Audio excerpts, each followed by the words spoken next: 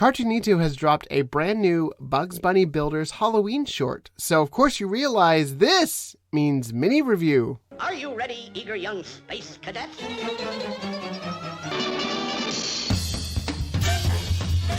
Meep, meep. I call a pussy cat. Here's the limit.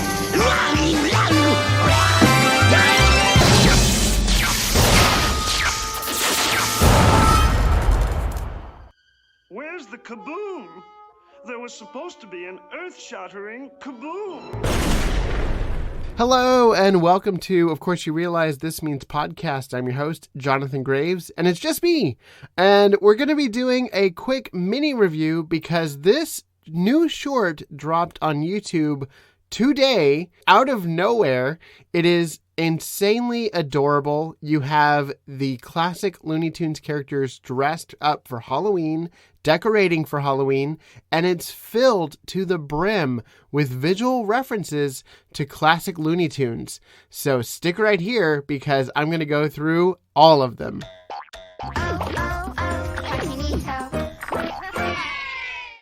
So in this short, Lola and Sylvester are decorating a backdrop for trick-or-treaters of Looniburg to visit while they're trick-or-treating. And the whole team is redesigning the headquarters that they work out of.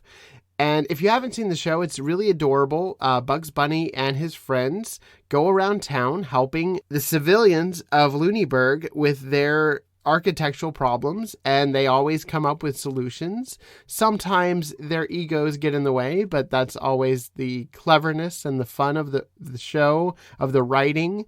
And it's really fun, and it's for kids. I honestly think it's for all ages. This one is unique in that I think it's just having fun. None of the characters get in the way of solving any issues, and the characters are seemingly working together really well. So it has a really just unique take on this world, but it also allows anyone to join in and have fun with it. So let's have fun with it because I wanted to break down some of these really fun references, starting with the very first shot, which is it's the backdrop that Sylvester and Lola are working on.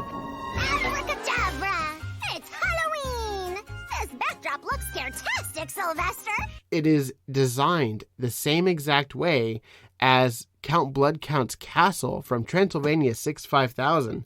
And that is insanely astute of the creators to put that in here. But also, the first words said are by Lola, who's dressed as a magician in this. And she says, AbraCadabra, and then a bat hangs down, and the bat is wearing a top hat. And that is a reference to Count Bloodcount himself. When Bugs Bunny sings AbraCadabra, he turns into a bat. La da dee dee da da la da da da da da da AbraCadabra.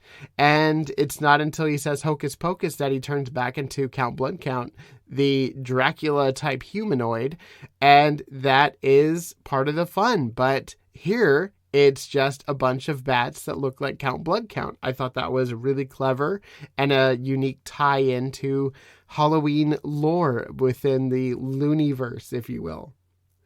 Another really fun one was a more recent reference. This is for the HBO Max Looney Tunes cartoon. Boo Appetweet is the name of the short, and you can find that in the first batch of cartoons that were released back in 2020. And Eric Bauza does the voice of Tweety in this and in that, and it is just really fun to listen to him talk like a baby as this canary.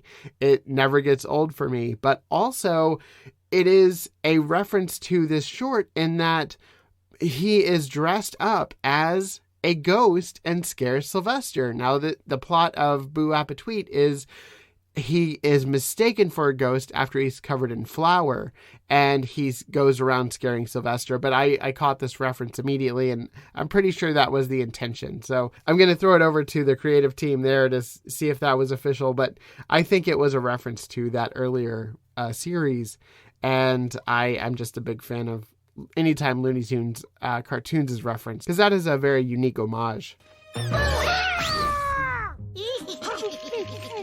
Sorry, Sylvester. Continuing down, the plot then breaks out and we get the jobs of the team. We're going to have Porky and Wily carving jack-o'-lanterns. Porky is, funnily enough, dressed as a jack-o'-lantern. And if you go on Instagram, you can see a brand new Jim Soper. Jim Soper is the artist behind Looney Tunes Cartoons. He does a lot of retro drawings, and he recently posted Porky Pig wearing a very similar costume. So that was kind of serendipitous on his end. The costumes are out in full. We have Porky and Wily, working together. Petunia and Bugs, they're working on a witch's brew, and Bugs is dressed up as Witch Hazel. Petunia is an astronaut for some reason. I don't think that's a reference to anything. I just think that's a really fun one to have on her. Lola and Tweety are doing the decorations around HQ and that mural that Sylvester's painting, all working together to give off some fun, family-friendly Halloween vibes for these trick-or-treaters of Looneyburg to visit and get candy, which Daffy Duck is in charge of. So that could go a number of ways, but thankfully he doesn't have anything standing in his way of doing his job, and he just, unloads a truck full of candy, a dump truck size full of candy, and the kids are more than happy to go after that in the end of this.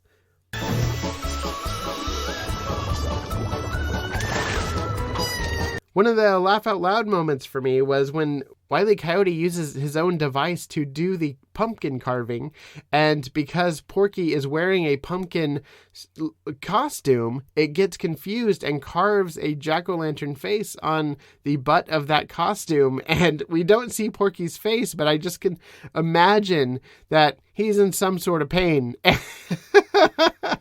That was, that was one that made me chuckle out loud.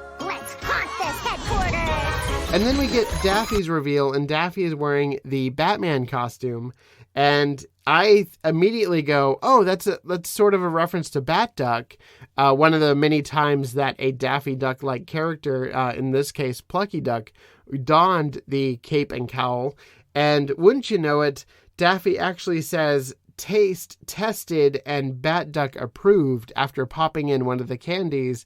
And so he literally names out Bat Duck. So I'm sure Eric Bauza was having a blast getting to say Bat Duck, as that is one of the quintessential Tiny Toon episodes of, that beloved series where Plucky dons the Batman suit. I think that's just really fun. And then they do a fun little animated reference to Batman when he's on the rafters about to swoop down and say Happy Halloween to the trick-or-treaters. Happy Halloween! And the trick-or-treaters are in their own right full of references, which is great. You have Hippity Hoppity, dressed as a pirate. He kind of has a black eye, kind of looks like he got into a fight, which is a reference to whenever he fought Sylvester. A myriad of times when Sylvester thought he was going to be a little mouse and he ended up being a kangaroo. There's the Pussyfoot as Dracula. I just thought that was a funny pairing. And then you have Egghead dressed as the gremlin from the classic Bugs Bunny short Falling Hair from 1943, and just the level of detail for that to happen, and the character that's on, I just thought that was really funny because they're the perfect height for that, and his coloring and the gremlin's coloring I think just works really well together.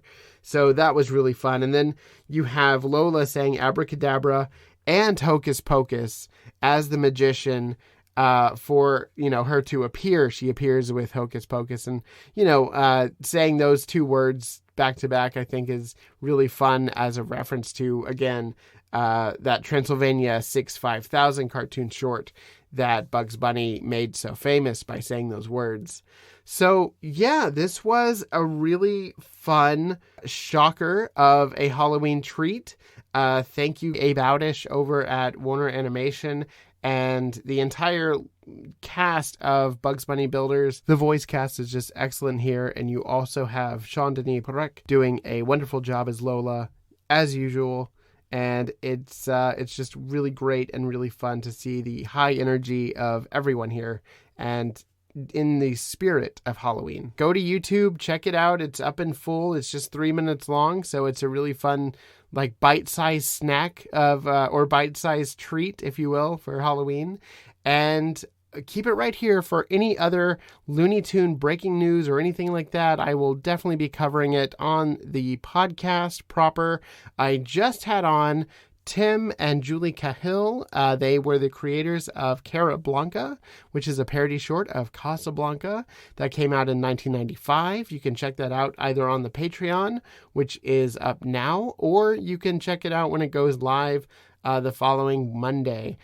So keep it right here. You can check out the Patreon for exclusive content. We have new shows over there. We have commentaries. We have reviews, and of course we will have new early release, early access podcasts before they're out on the main iTunes and Spotify links. So be sure to check that out. Follow me over on Instagram at This Means Podcast, on Facebook at This Means Podcast, and at Twitter at OFC This Means Pod. And remember, that's not all, folks. Hit it, Petunia!